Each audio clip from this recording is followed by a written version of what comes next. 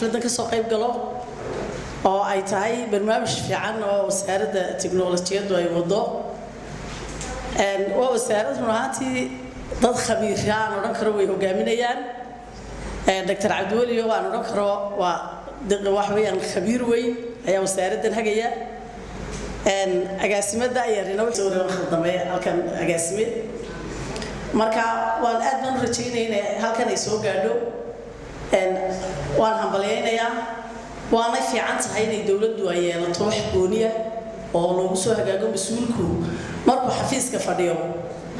inta badan say gaarki jirnay qalin wax ku qaraanbo computerkiisa laptopkeedu sita wax geliya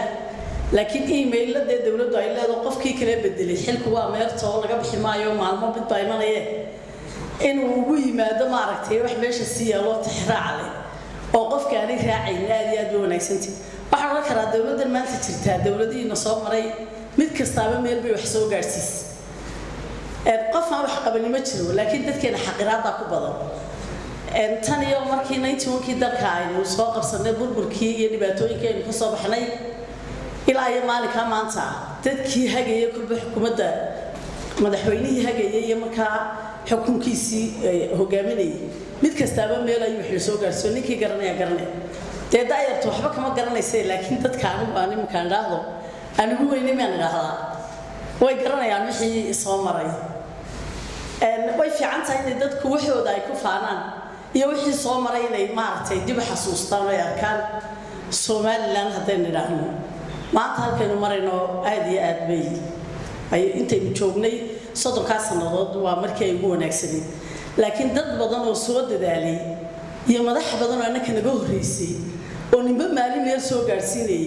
ayaa sababtay in maanta meel aad iyo aad wanaagsan oo ay ku jirtay ka muuqato meel badan oo aan ka muuqan jirin laakiin haddaan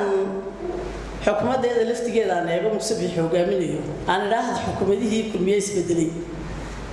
guulo waaweyn bay gaadheen laakiin anagu faanka ma naqaano faanka anagu yaro intaan qabanay haddaan nin ku darno adduunka oo dhan muuna soo eeglayo dadkuna wayna jeclaan lahay laakiin waxaan nahay dawladaan moogtahay iska daa inay faanto xitaa ma jeclin aan waxa maaragtay aan qabanay waxaan dadka arki doona waxaad qabateen moogtahay dadkeenuna waa dadka negative ku la taagano qaar baa koodhanaya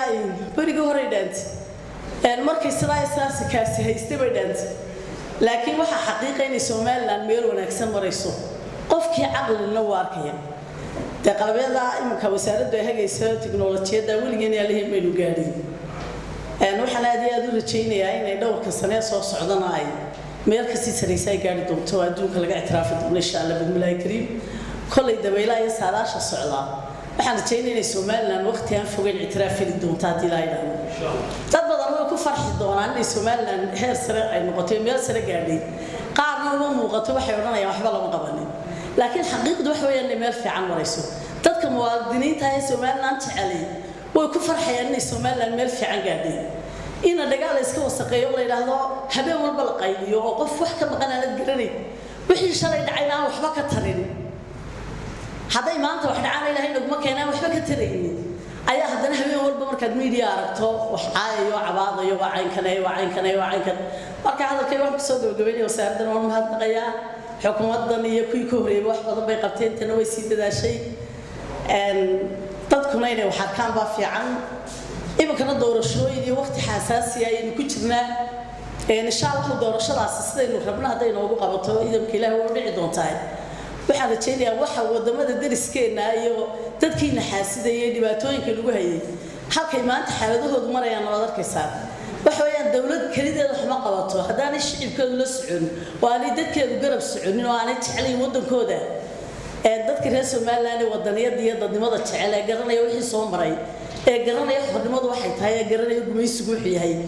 ee garanaya in maanta adigoo Hargeysa jooga waxa doonto ku hadli karto ayaa dadaalkan iyaga laftigoodu xukuumadaha garab galay oo keenay aad baan ugu mahadnaqayaa bulshada reer Somaliland ilaahay dadka dababka ku baxayana ka baqtiyo inaguna meel fiican baynu maraynaa ilaahay hore hay noo sii wado waxaan idin leeyahay dhalinyaro wadankiina hoos soo eega kulay waxa tihiin madaxdii bari intaad habeen walba dhageysanaysaa qof xiga